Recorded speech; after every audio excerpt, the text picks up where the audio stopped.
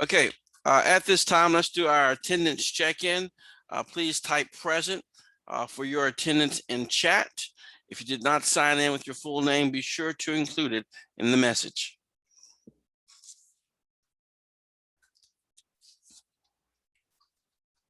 All right, good. So let's go ahead and start. So in our last session, we began our conversation on psychological disorders. We talked about how we define that type of thing. We talked about dysfunction, about there being some sort of maladaptive behavior or emotions or thinking, cognition issues, and it causing some sort of distress in the individual. And that's when usually when those things are present, people may seek some sort of help with those issues. We also viewed how historically people with psychological disorders have been treated. For example, we know that it used to be thought of as these individuals were inhabited by evil spirits and sometimes treated quite harshly. It sort of changed when people started to understand that physical issues could cause mental issues. In the case with syphilis, they knew what syphilis was. They knew that syphilis had some impact on one's mental thinking. Therefore, they drew the two together and said, okay, maybe these things that we're seeing, these psychological disorders, are not necessarily evil spirits, but something else altogether that we need to figure out. And that's how the medical model sort of started to develop, that it is a mental illness that can be treated with certain types of procedures based on the symptoms there. We also went and examined to some extent the idea that when we have psychological disorders, when people possess psychological disorders or going through them, that there's going to be certain type of stigma associated with it. And the stigma is not necessarily a good one. It's a stigma saying that this person may be weak or failing at some sort of way. And the idea is that the stigma has changed over the last few generations, but there may still be somewhat of a stigma still there, as well as certain types of stereotypes people may have about individuals who are suffering from psychological disorders.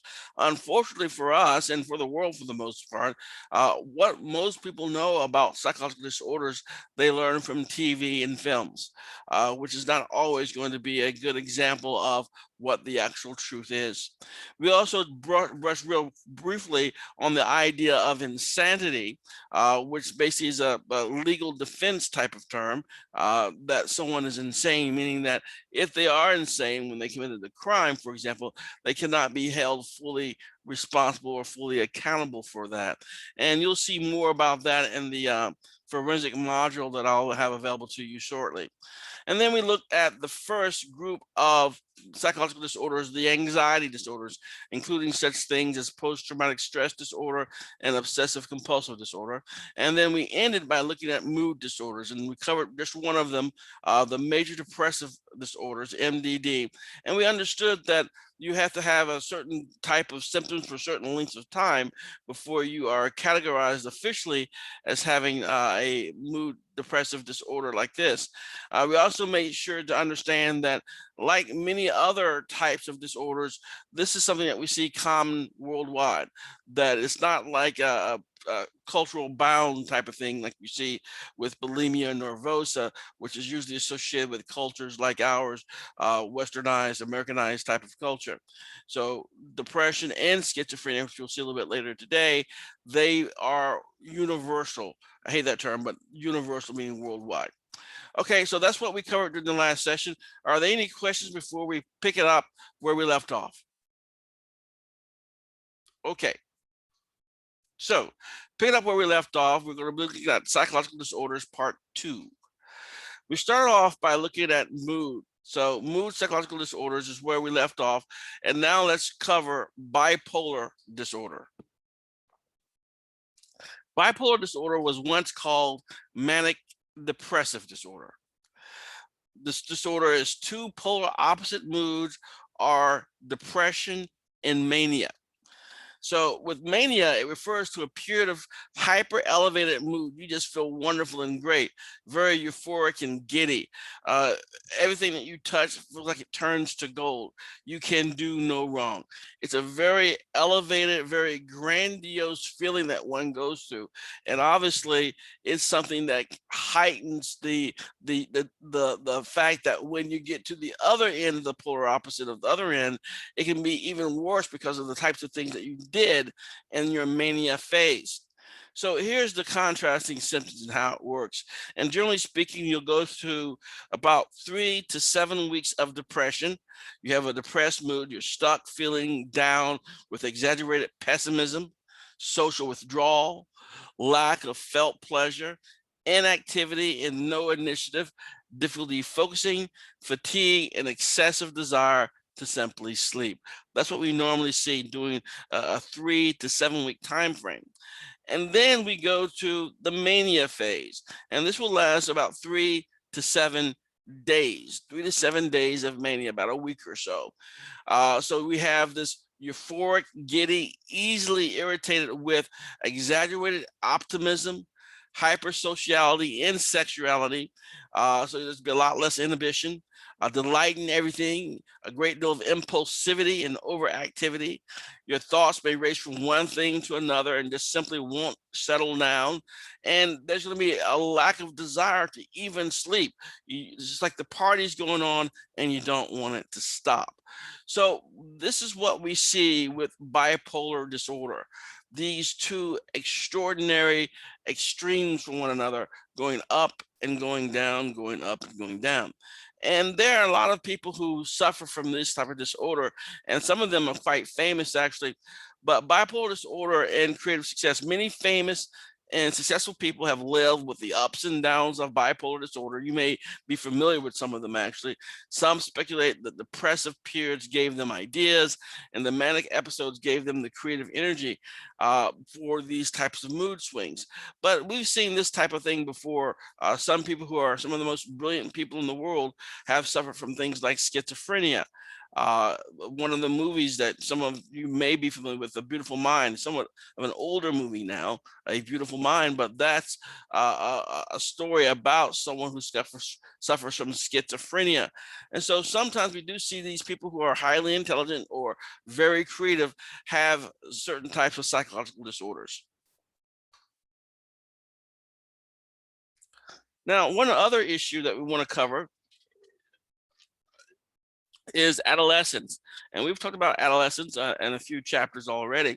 But the question is, does bipolar disorder show up before adulthood and even before puberty? So this is a young person here. This is before they reach puberty. So they are truly a young person. And the question is, do they and could they have been diagnosed as someone with a bipolar disorder? So many young people have cycles from depression to extended rage rather than mania. So what we see is not the mania phase. So we see depression and rage, sort of like a depression to rage range, as opposed to it being mania. And one of the things that the new version of the DSM-5, when it came out, they categorized the disruptive mood dysregulation disorder, DMDD, a childhood condition of extreme irritability, anger, and frequent intense temper outbursts. So that is one way that we can see that they may be labeled, but not necessarily with bipolar, since it's not exactly the same thing. Real quickly, I want to briefly just go over something. When a young person is growing up and they may be going to daycare or something of that nature, they're still too young to take care of themselves alone at home, for example. One of the phrases that parents may hear, and it does their heart well when they hear it, the people who are at the daycare center or the caretaker center will say, your child gets along well with others. And generally speaking, what that does sort of indicate is that they have a little bit more emotional maturity or emotional control. And they're usually going to be the kids who's going to be slow to anger and those types of things. So we do see even early in one's life, people do make note of those things that may indicate future problems or at least future success with regard to how well they get along with other children. So how easygoing they are, going back to the ideas of temperament earlier. So these things that we covered in previous chapters, we don't want to forget about them. Just put them all together and sort of like into the mix, so you can start to build a really good picture of what we've been talking about here and what we continue to talk about. All right, any questions or comments before we move on? Okay, so that being said, we want to be cautious about what type of labels we put on people, because we know that these labels can sort of have a life of their own as well. But let's look at a couple of other things here. Understanding mood disorders. Why are our mood disorders so pervasive? Meaning they're everywhere, especially among women. So here we see in this chart the percentage of adults experiencing major depression in previous 12 months. Around the world, women tend to be more susceptible to depression. Women starting in adolescence appear to ruminate, that's go over and think of things over and over again, have deeper sadness than men, encounter more stressors, and report their depression more readily. So we do see these tendencies here. And we've seen, when we talked about gender and sexuality previously, that there are certain types of differences between the genders, between men and women, when it comes to certain types of issues, ailments, and disorders, as we see here. So understanding mood disorders, can we explain, for example, why does depression often go away on its own? The course or development of reactive depression.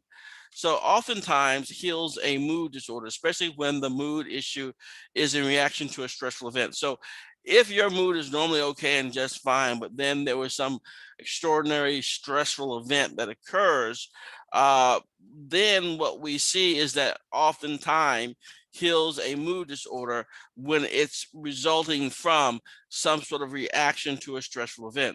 However, a significant portion of people with major depressive disorder do not automatically or easily get better with time. That doesn't happen. So basically what it comes down to, depression as a result of life events are often temporary, that we'll get out of the doldrums, we'll get back and bounce back because that's where we are. But if you're talking about something more serious, it's not going to be as easy. So given time, if it's some sort of stressful event that has happened, you will tend to get better. But with more depressive disorder, it may take a little bit more time and a little bit more assistance.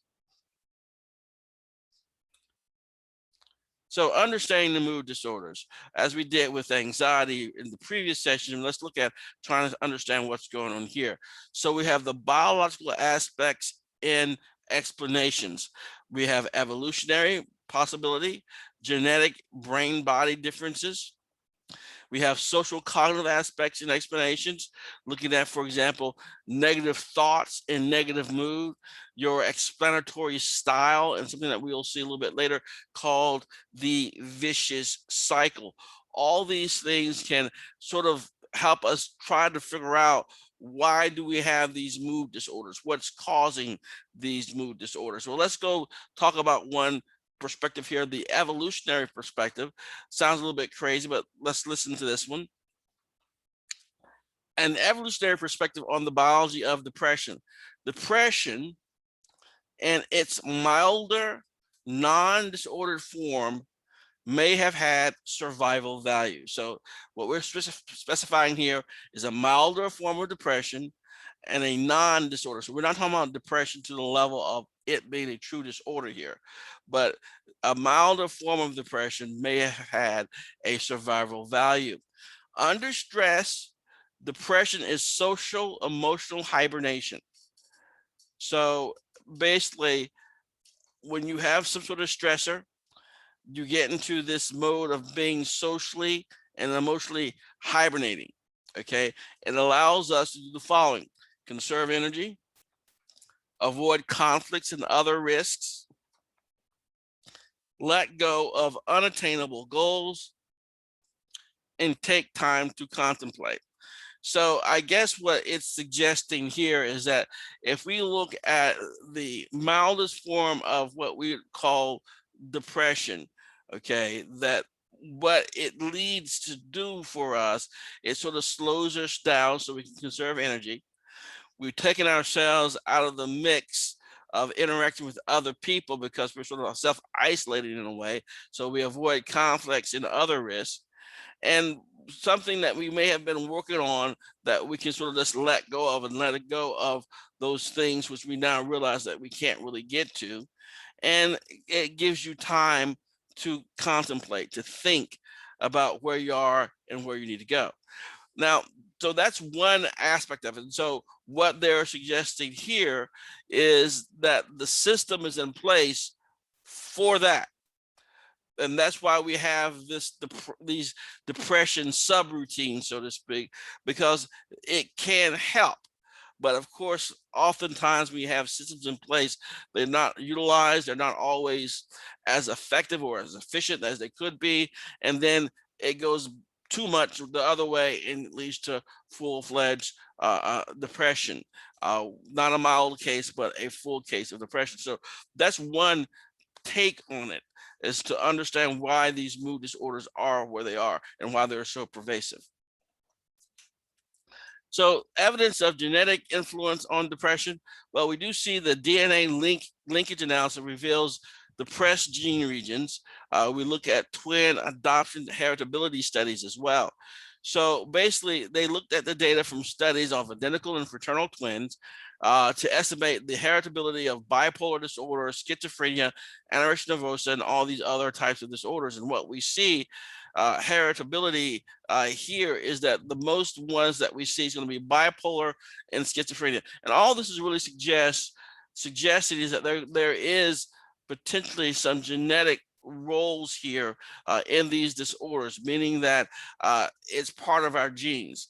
And of course, it's not going to be like one particular gene, but what these heritability studies are doing, right, basically is that the extent to which differences in the appearance of a trait across several people can be accounted for by differences in their genes. And so what we see here is that with bipolar, schizophrenia, that there is a good chunk that we can say is based on genes that people possess. So basically what it comes down to, if you have several people in your family that have schizophrenia, you are more probable, not that you will have or will get, but you're more probable to have people close to you in your family as well that may have schizophrenia. So the biology of depression in the brain. Brain activity is diminished in depression and increased with mania. As we can see here with the images at the bottom, saying how active the manic brain is compared to ones that are not manic. So the brain activity does change when we get into these particular different states of depression versus mania. Brain structure: smaller frontal lobes in depression and fewer axons in bipolar disorder. So they're seeing actual differences in the brain. The brain cells communication, the neurotransmitters, we see more norepinephrine arousing in mania and less of that in depression. Reduced serotonin in depression. This is one thing that we've talked about across several chapters now about how powerful serotonin is when it comes to a key of managing one's depression. And of course, one way we do that is by taking those SSRIs, the selective serotonin reuptake inhibitors, so that we have more serotonin active in our brain for longer periods of time, therefore reducing the symptoms of depression. And real quickly here, I just want to make sure we saw the different images here where we have fewer axons, less white matter, and larger ventricles. So here we see the depressed state, the color here of the activity of the manic state. Remember, with your manic, your mind is almost as if it's going 100 miles an hour, and you're going from one thing to another. So you can see the sort of chaos sort of look there in the manic state. Quick question. Yes. Does this imagery happens during depression? Does this also happen during a like bipolar episodic situation? One would think that what they're going through is so the notion is this: they are showing that the activity of the brain by looking at this PET scan. That's what they're usually looking at, activity of the brain. The activity is diminished when it goes to depression. So the brain is sort of like slowing itself down in a way. There's not a lot of things being processed. And again, remember, it's from an evolutionary perspective, they said it's like social hibernation, sort of like you're hibernating in a way. But when it looks at mania, which is the one in the middle, we can see the areas that are lit up. So we see with the manic depressive or the bipolar individual, we can see both the extremes of the quiet, depressed brain when it comes to activity with very little going on, and then the increased activity that we see in the mania. Okay. Okay. Now, obviously, one of the things that this stuff can lead to when one is feeling particularly depressed, and it gets to a point where they start to surrender hope in a way, there are certain types of thoughts and behaviors that may result, for example, self-injury and or suicide. Every year, 1 million people commit suicide, giving up on the process of trying to cope and improve their emotional well-being. This can happen when people feel frustrated, trapped, isolated, ineffective, and see no end to these feelings. And it's that last bit which is really key, I think, anyway.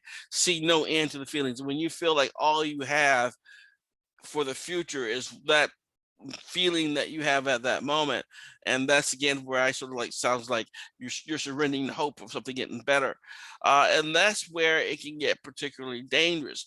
And also, there's so much medicine around these days that a lot of the medicines that we take, sometimes that's one of the warnings that we see quite often, ideations or ideas of suicide, because sometimes these medicines sort of lead us to that as well.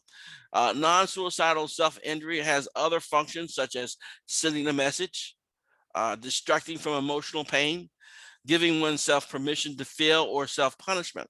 And again, I've known a few people who've done a few things before, like cut themselves, and basically they have described a variety of things. One of them is that they feel numb most of the time, but they feel somewhat normal when they cut themselves.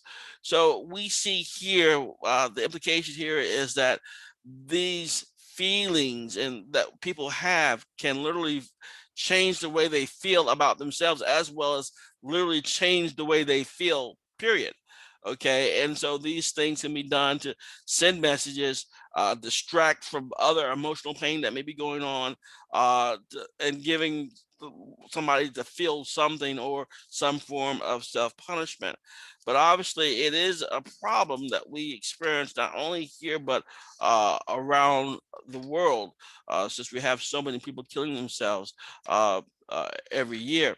Now, one of the things too that we know of is that there are differences between how the genders, males and females, deal with things.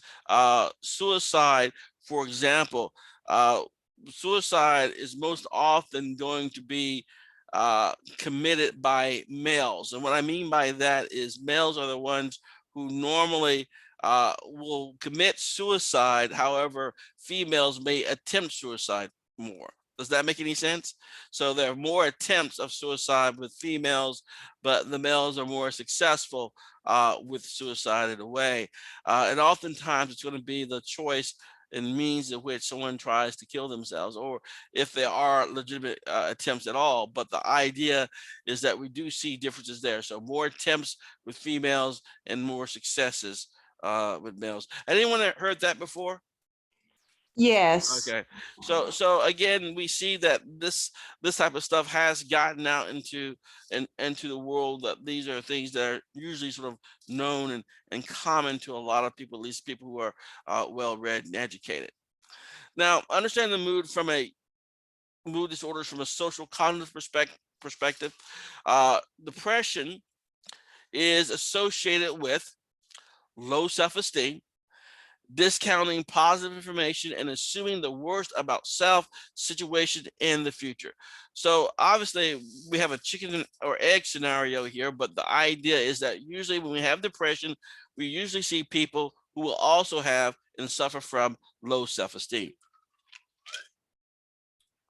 Learned helplessness, self-defeating beliefs such as assuming that one is unable to cope, improve, achieve, or be happy. So learned helplessness is sort of like that sign where you sort of give up. You have no future outlook that things are going to change. You lose your sense of hope. And the idea is sometimes when people have tried to do something for a long time and they keep failing to do it and they can't do it, they just stop even trying. And that's when you sort of see that learned helplessness. And then we have rumination, where someone is sort of like stuck focusing all the time on what's bad. You sort of like keep chewing on it and chewing on it. You keep going over the bad stuff. That's all you're doing, is stuck focusing on the bad. And also depression is associated with a depressive explanatory style. And that's what we'll go over next, this very depressive explanatory style. And what this means is the following: how we analyze bad news predicts mood. So let's say you have a breakup with a romantic partner. That's the problematic event. You have split, major breakup with your romantic partner. The problem is, if you see the problem as stable, I will never get over this, okay? Or you can see it as temporary. This is hard to take, but I will get through this.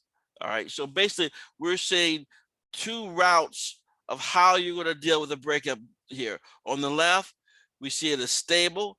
On the right, we see it as temporary. And obviously, the one on the right is going to be the one that will lead to successful coping.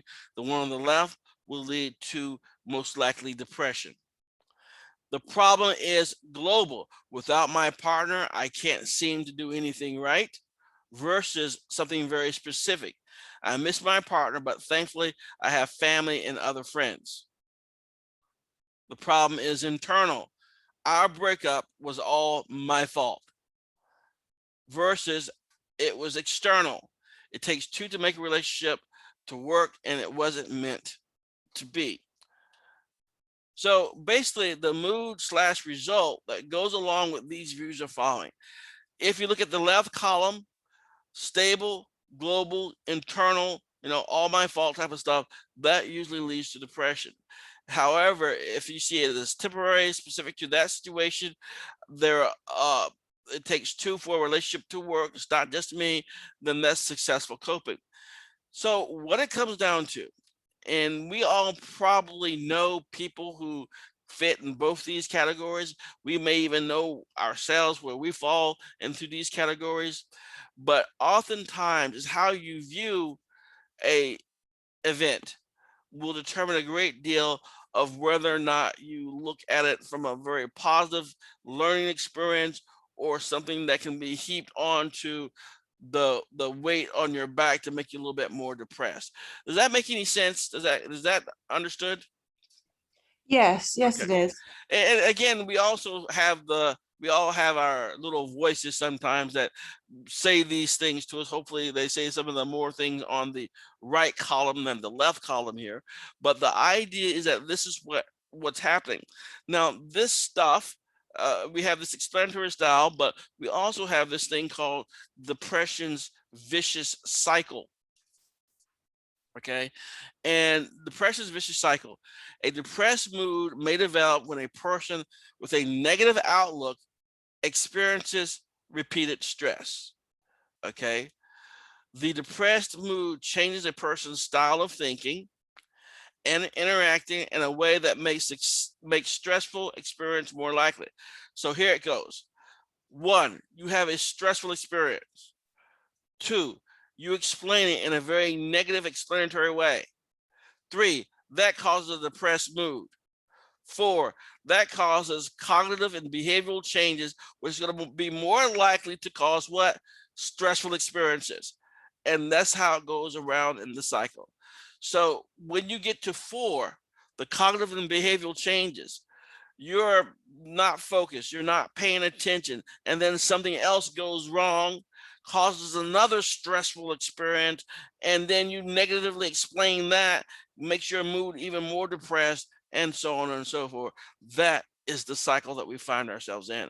And it's a cycle that can be hard to break, because once you've done that routine, that 1, 2, 3, 4, 1, 2, 3, 4 several times, it's become part of sort of like a mini program in a way, and you sort of expect it to happen, and it becomes even worse.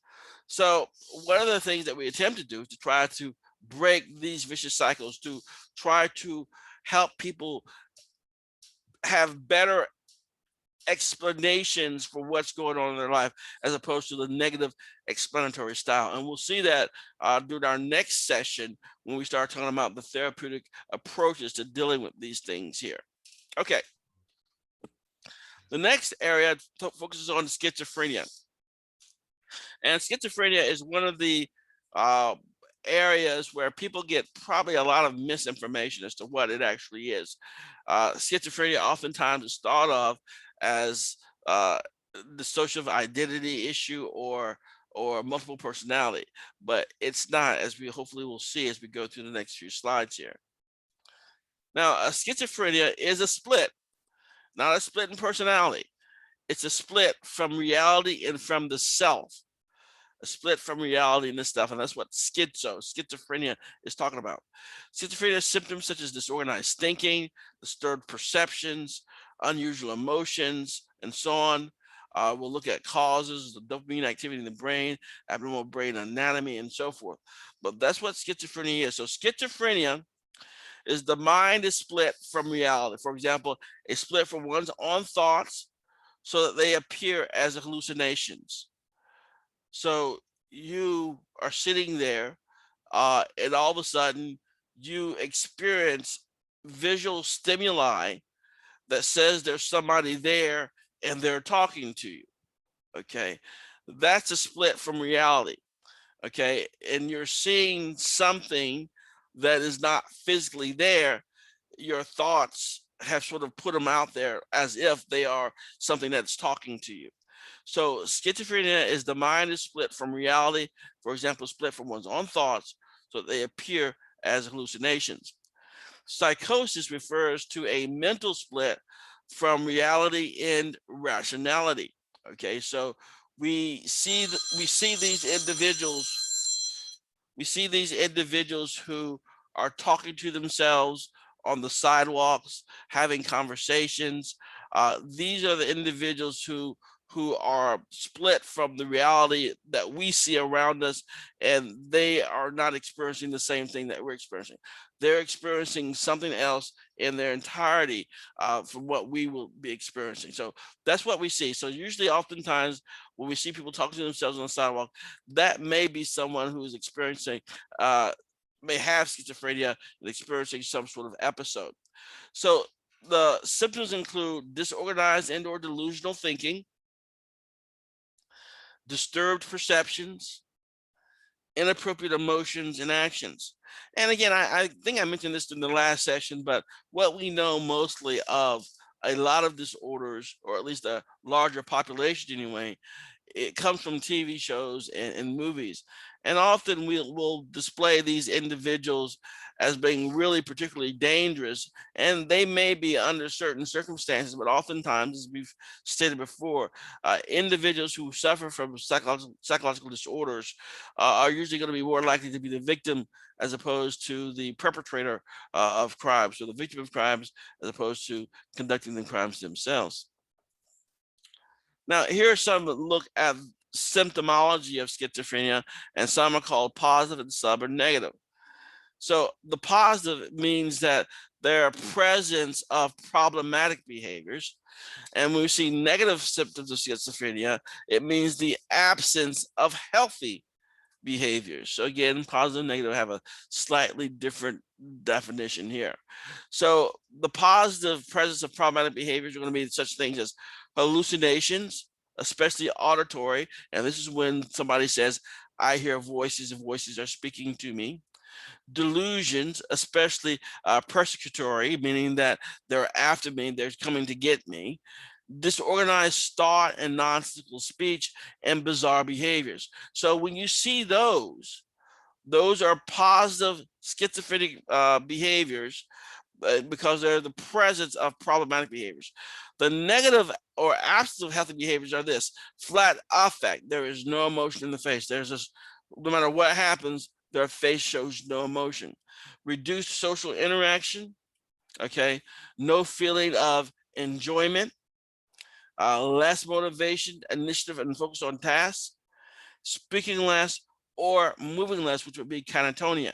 So the idea is that we can see a variety of types of symptoms and symptomology when it comes to schizophrenia. So as we'll see, there's a variety of them, but let's talk about some of these specific ones. So, problems in thinking and speaking.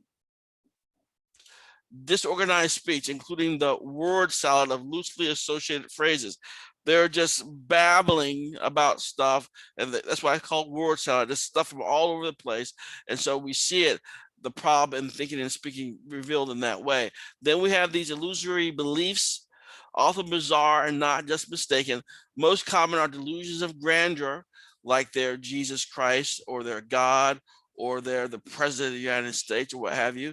And of persecution. The government is out to get me. I have to run from these aliens who are trying to take me back to their ship. So these are the types of things that we could possibly see as the delusions that they may possess.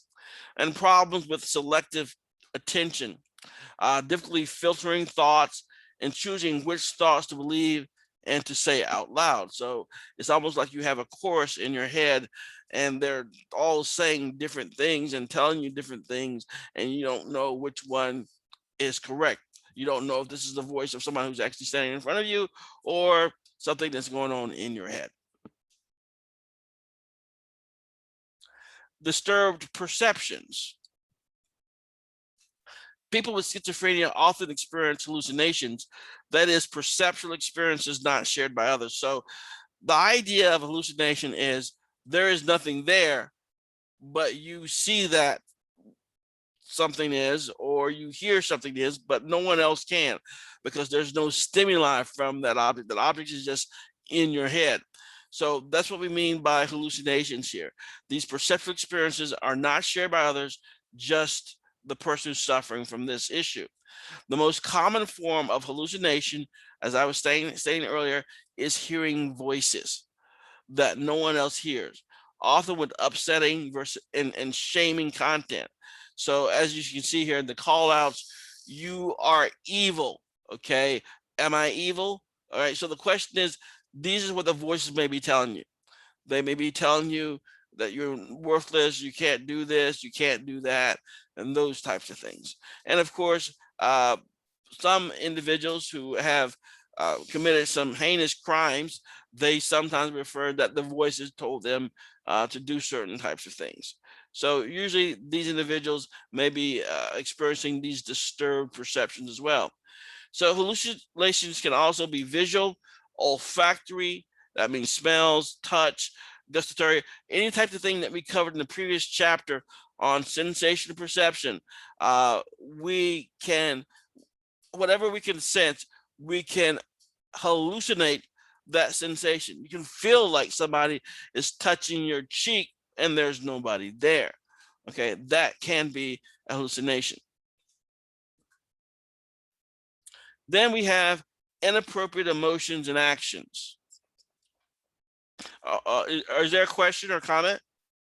Thought I heard someone. Okay. All right. So inappropriate emotions and actions.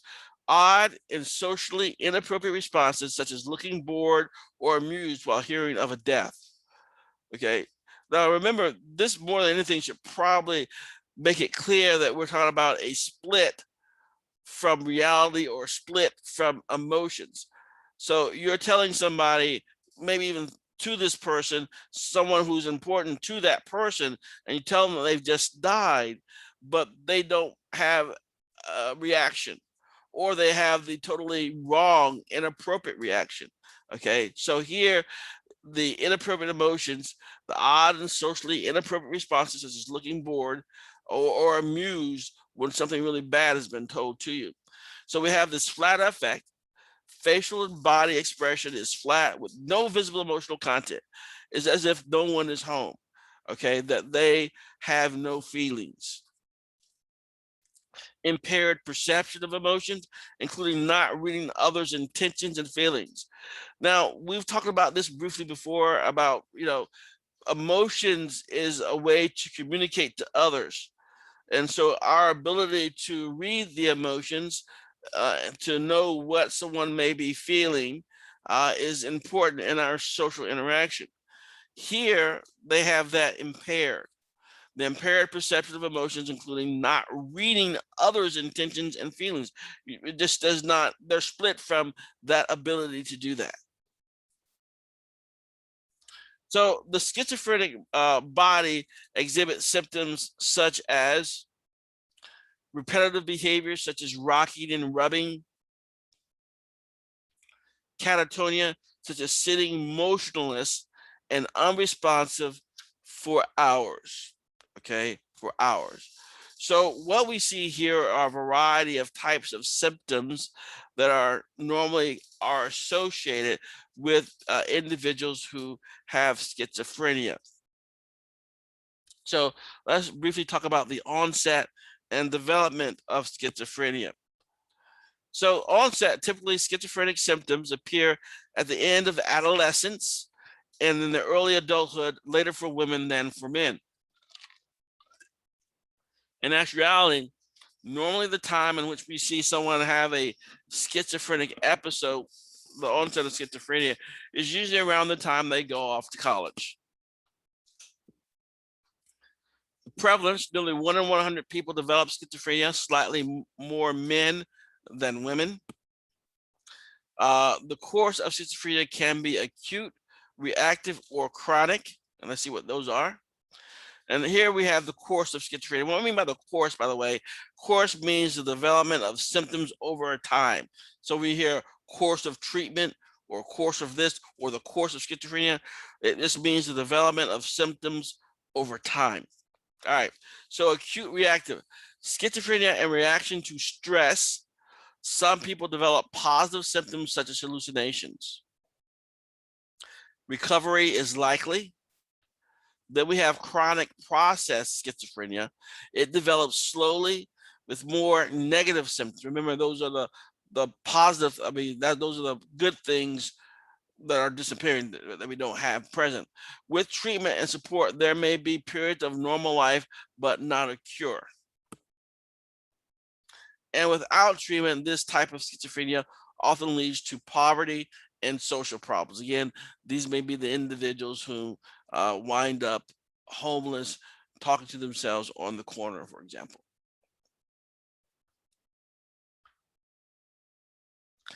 Here are some subtypes of schizophrenia: paranoid, disorganized, catatonic, undifferentiated, and residual. Paranoid, plagued by hallucinations, often with negative messages and delusions, both grandiose and persecutory. Disorganized, primary symptoms are flat affect, incoherent speech, and random behavior. Normally, again, we can even see some of these things displayed in TV and movies a lot. And normally what we hear on TV and movies, what type of schizophrenia do you see portrayed or at least mentioned most often in TV and movies? Can anyone tell me which one you think it is? All I can think of is the Stephen King movie. the red rum. That would be what is that? About the one with the originally with Jack Nicholson in it. Yeah, the one with Okay. Jack Nicholson. That's the only one that really comes to mind. But then Okay, there's okay. like Sybil, but that's more of like the multiple like That would be split this is so you're right. identity. Usually we'll hear like on TV shows like Law and Order. Was what I was thinking. Normally, what we hear often is going to be the paranoid schizophrenic. Okay, living off the grid somewhere because people are trying to get them. Okay, they're being persecuted by someone.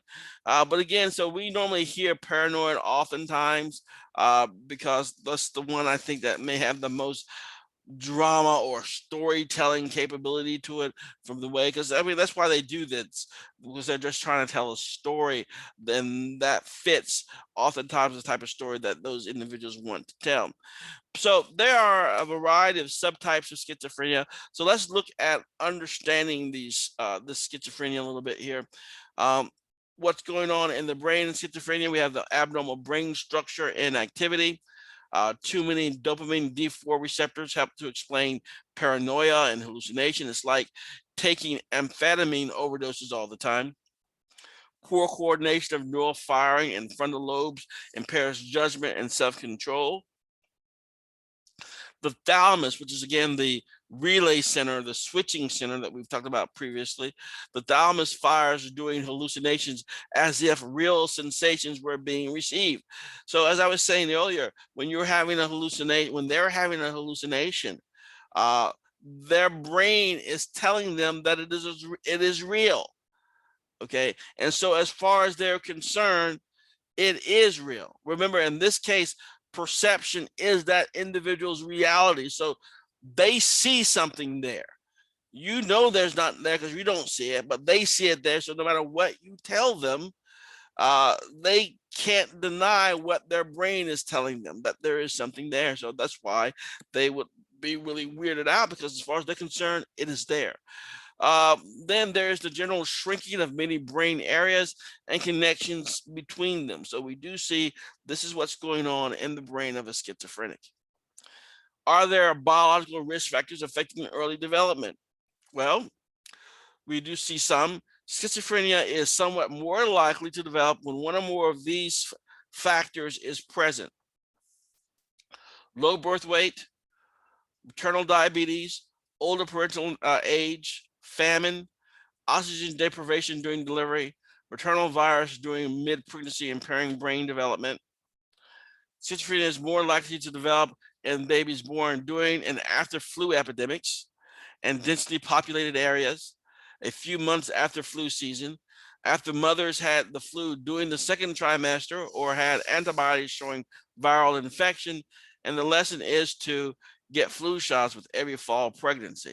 So the idea here is that we have learned and are continually learning factors that may be involved, again, may be involved in enhancing the risk for developing schizophrenia. Now, the idea, though, is that we're talking about something that is going to be only seen a couple of decades after the child is born. So again, take some of this with a grain of salt to some extent. This is just what the research is telling us so far. Now, understanding schizophrenia, are there genetic factors? If so, we would see more similar schizophrenia risk shared between identical twins than fraternal twins, and do we? So what we see here, we can look here, fraternal twins in blue, identical twins in the reddish color. Schizophrenia risk for twins of those diagnosed with schizophrenia, we can see a much larger possibility of that happening with those who share the exact same genes. So genetic factors. If one twin has schizophrenia, the chance of the other one also having it are much greater than if the twins are identical. Having adoptive siblings or parents with schizophrenia does not increase the likelihood of developing schizophrenia. So it's not something that you learn or you are reinforced or you are conditioned. It does seem something that is related to the biology and the genetics. And case in point, we have the following. Even in quadruplets, genetics do not fully predict schizophrenia. This could be because of environmental differences. First differences, twins and separate placentas. Only one of the twins has the enlarged ventricles seen in schizophrenia. And again, the large ventricles, we've talked about this before, as we've seen the large ventricles in the other scenarios as well. That usually means there's less brain matter when you have ventricles that are large. And here, this is an indication of not schizophrenic on the left image and the image of a schizophrenia patient on the right. The Guinean quadruplet share genes and all have schizophrenia, but at different levels of severity. Genes may interact with the environment to produce this pattern. So we see that there's gene involvement, definitely, but there's also some possibility of environmental factors at play as well. Now let's get to the other one that is somewhat popular in TVs and movies, and that is the dissociative psychological disorders. The dissociative psychological disorders. So we have separation of consciousness, dissociative identity disorder, personality disorders, and so on. We'll be looking at other disorders as well, such as the eating disorders, as well as personality. All right, first, the dissociative disorders. Dissociation is a separation of consciousness, of conscious awareness from thoughts, memory, bodily sensations, feelings, or even from identity. So disassociation from a variety of types of things, memory, and the one that we see most often that we are seeing in entertainment is going to be disassociation from identity, who you are. So dissociative disorder is a dysfunction and distress caused by chronic and severe disassociation. So we have the following: dissociative fugue state. Fugue, running away, wandering away from one's life, memory, and identity with no memory of them. So this is when somebody literally goes away from where they lived and they run away, in a sense, from their life, their memory, and their identity. And fugue is important because it's a fugue state. They run away from it. So the running away is a key factor of this particular state. It's called a dissociative fugue state. The one that we mentioned previously is the dissociative identity disorder, or DID. Here we have the development of separate personalities. And remember what a personality is. It is that consistent way that we think, feel, and behave across situations and time. All right. And again, personality to a large extent is who we are. You know your best friend by face and all that type of stuff, but you know them also by their personality. You know, if you're really good friends, you can sort of know what your best friend would do given certain circumstances, what they could do given a different set of circumstances. But that's what this is. DID is a disassociation from personality, your personality, so that you can sort of have a different personality. All right, here we go. With DID, formerly known as multiple personality disorder, the classic one that most people hear of, that at least if you are a classic movie buff anyway, is going to be the 3 Faces of Eve, where this person had 3 identities. Okay. Now there have been other people who have DID who can have up to 15 or 20 different identities. Okay, but that's what it comes down to, a different type of personality within the same body. In the rare actual cases of DID, the personalities are distinct and not present in the consciousness at the same time. So they time share. Only one of the consciousness can have the body at any given time. May or may not appear to be aware of each other. So usually the way they play it out in the movies, at least, is that there is no awareness of the original host. Okay, the one whose body it really is may not know all the things that are being done by the others, but they may be aware that they do exist, so to speak. Has anybody ever seen a movie, and this is a question for you guys, seen a movie or TV episode where there was somebody with multiple personality or DID? Yeah, Split was the latest one, I think, from M. Night Shyamalan. Okay. So Split is one. There is one that is really cool. I like it. In fact, I used to show it to class years ago, called Identity. Okay, and I sort of ruined the movie for you because you don't know it's about multiple personalities until near the end. That all the stuff is going on in this person's head as they're trying to get information out of them. But the notion is that it is something that we see a lot in the movies and TV because it does have a little bit of a drama appeal.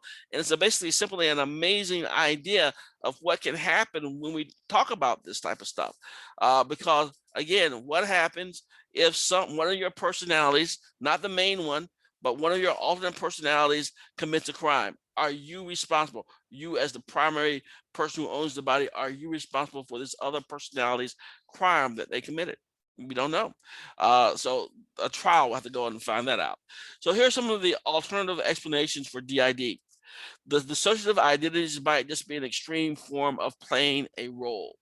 And we talked about how powerful role playing is previously in this course. DID in North America might be a recent cultural construction similar to the idea of being possessed by evil spirits. Cases of DID might be created or worsened by a therapist encouraging people to think of different parts of themselves. So it could be encouraged that you need to have a stronger version of you, and therefore you create a stronger version of you, but it's not you, it's sort of a different personality that inhabits your body. Now, is this real? Different personalities have involved the following: different brainwave patterns, different left-right handedness, different visual acuity and eye muscle balance patterns. So patients with DID also show heightened activity in areas of the brain associated with managing and inhibiting traumatic memories. So again, controversial, but there seems to be some indications that something may be going on that may be a little bit untoward here when it comes to more than having one personality there. Explaining fragmentation of personality from different perspectives, we have the psychoanalytic perspective, diverting the id, cognitive perspective, coping with abuse. So the idea here is that it could be a coping strategy. You had something very traumatic happen to you. We cannot repress that memory, but what if we gave that memory and that situation to a different personality? So it reserves, it sort of maintains the idea that we don't repress. That's what we say now. Most research says there's no repression of memories. But what if another personality had the memory, not you, not the primary host? Learning perspective, disassociation pays, meaning that if you can disassociation in some way with this very elaborate role play in a way, it's reinforced because you don't have to deal with it yourself. You can sort of, it's like the ultimate defense mechanism. Social influence, the therapist encourage it. Okay. So again, whether or not it's real or not, we can't say in this class.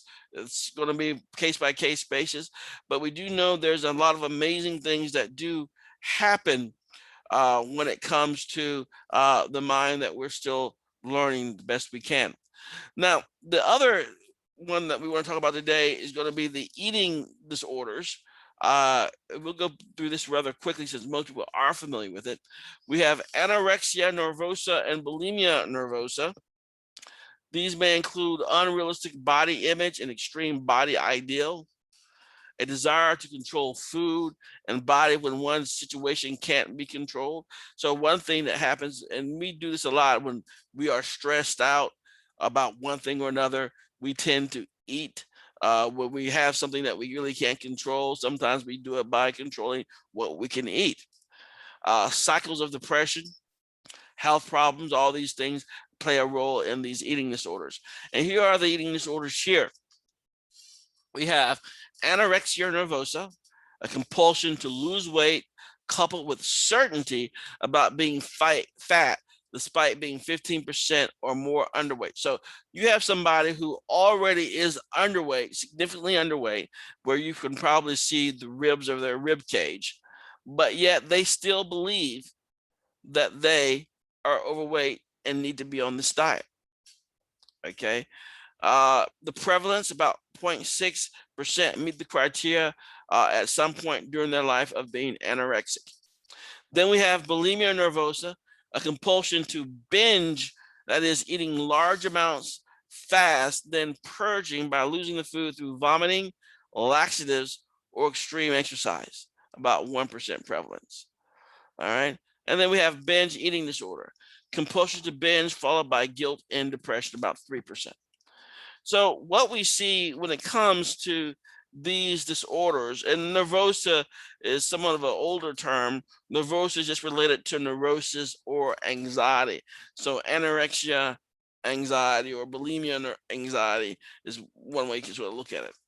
So one of the things that we look at when it comes to these eating disorders is to where do they come from?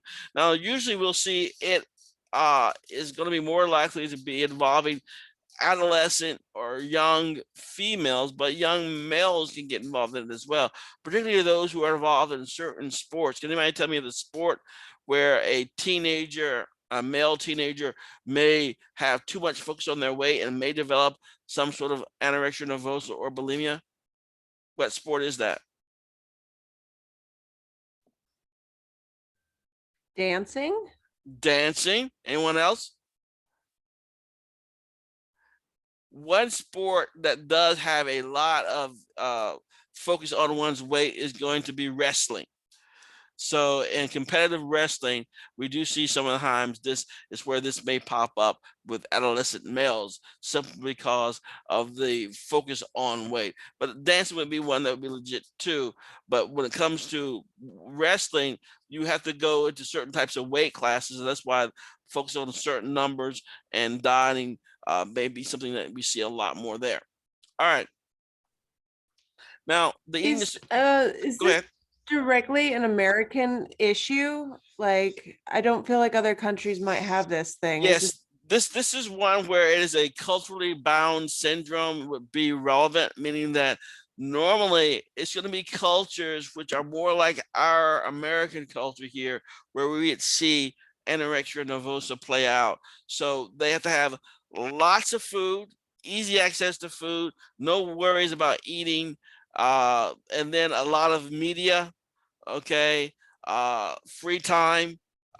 So these are the characteristics that we normally would see of individuals from those cultures would most likely have this. We don't see this as an issue usually in cultures where they don't have as plentiful food or their culture is not exactly the same as ours or close to it. Now, when it comes to the eating disorders, here are some associated factors resulted. We see family factors, having a mother focus on her weight and on a child's appearance and weight, negative self-evaluation in the family. For bulimia, if childhood obesity runs in the family. For anorexia, if families are competitive, high achieving, and protective.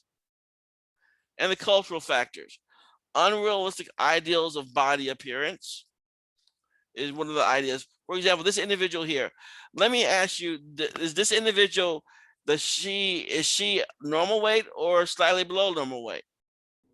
well underweight. Well underweight. Now, some people would say she is perfect weight. Some people would say she is overweight. She may think she's overweight because basically that's what anorexia nervosa makes you see. You see yourself as overweight, despite the fact that, like in this case, you may be 15% underweight. But the idea is that it does not change the image that they have of themselves in their head. Now, again, even in our culture, the ideas of what is healthy has changed over decades and generations. It used to be a sign, a good sign, to be a little bit overweight. That usually indicated health as well as wealth in a way, and was more socially acceptable. But I guess as media became large and magazines and all the type of stuff became very prominent in our culture, ideas of what is normal did change, and we since we do a lot of the media for the world to a large extent, we pump that out to a lot of the world as well now.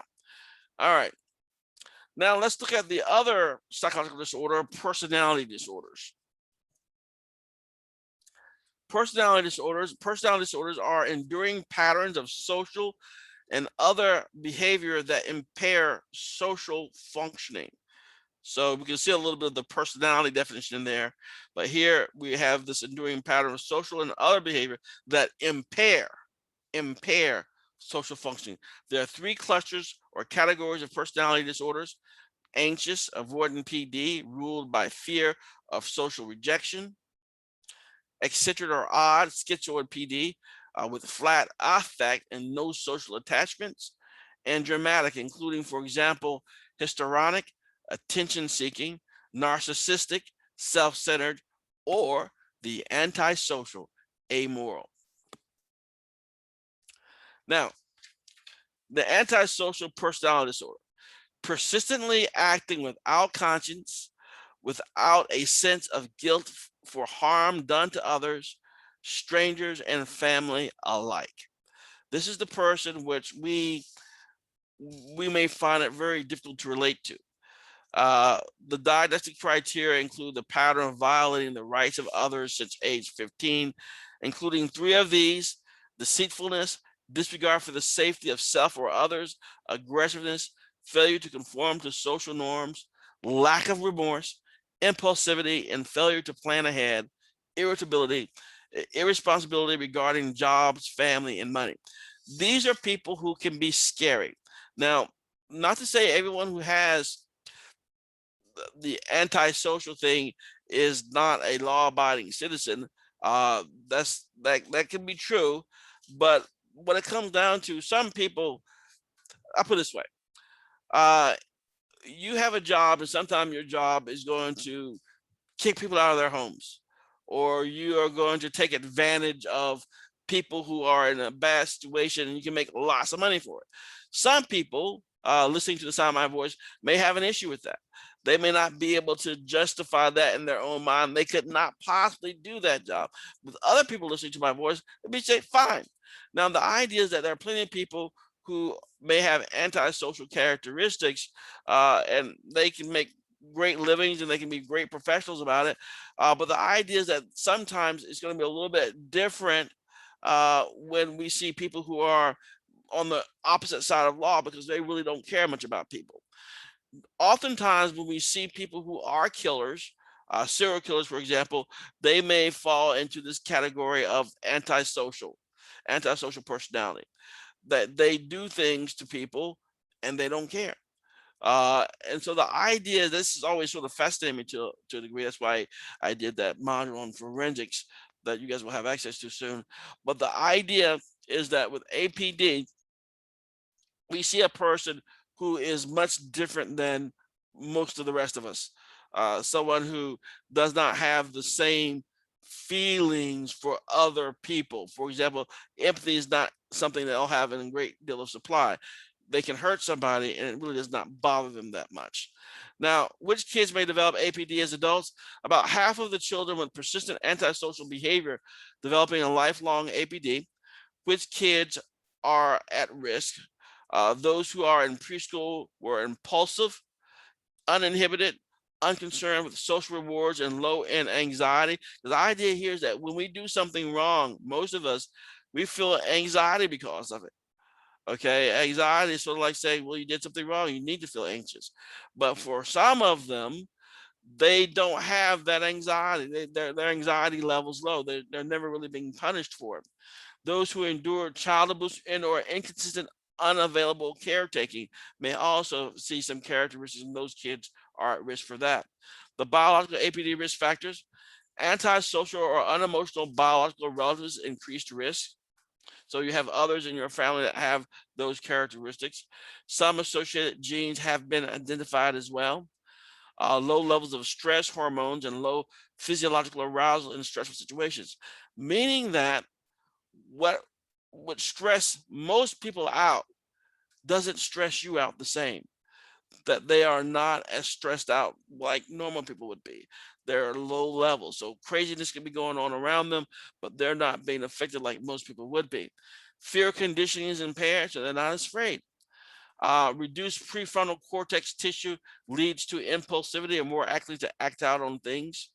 Substance dependency is more likely. So antisocial personality disorder, as I was saying earlier, can be associated, but does not equate to criminality. Criminals are people who repeatedly commit crimes, and people with antisocial personality disorder, they do not necessarily overlap. They can. Many career criminals do show empathy and selfishness with family and friends, meaning they still care about their friends. Many people with APDD do not commit crimes. The idea here is this: somebody with APD does not have to be a criminal, okay? And criminals do not have to have APD, okay? But the idea here, that just to make sure we understand the definition, a person with true APD doesn't really care about anybody. But we have plenty of criminals who may love their mama and grandmama and their family. So they don't fit that characteristic, but there are those who really just see people as things and tools and treat them as such. So antisocial crime associated factors. Though antisocial personality disorder is not a full picture of most criminal activity, what can we say about people who commit crime, especially violent crime? Low levels of physiological arousal under stress may enable taking violent action without feeling anxiety or panic. So you have the ability with that particular setup to do more as opposed to others who could not. So males with criminal convictions as adults had lower levels of arousal as 13-year-olds.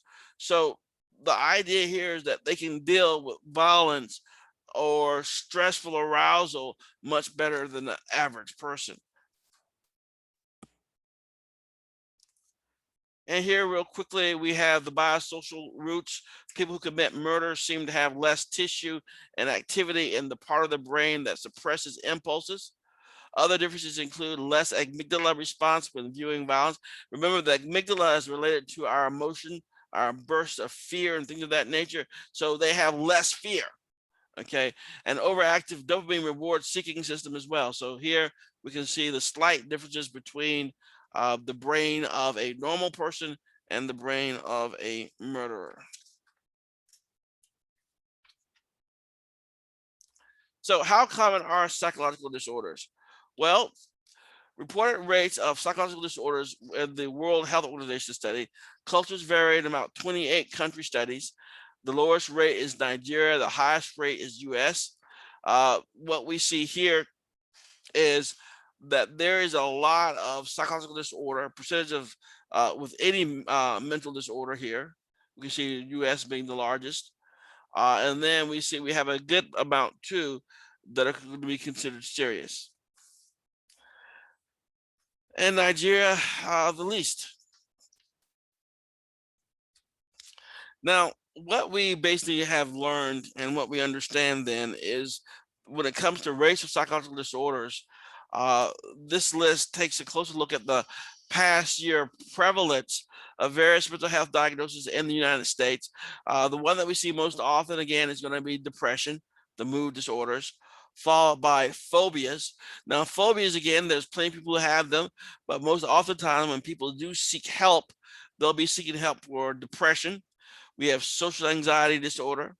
Then we have the ADHD at 4.1% or so, PTSD at 3.5, generalized anxiety, and then we have near the bottom 1.1% schizophrenia, even though that's one of the things that we see most often displayed in TV and the movies along with the OCD.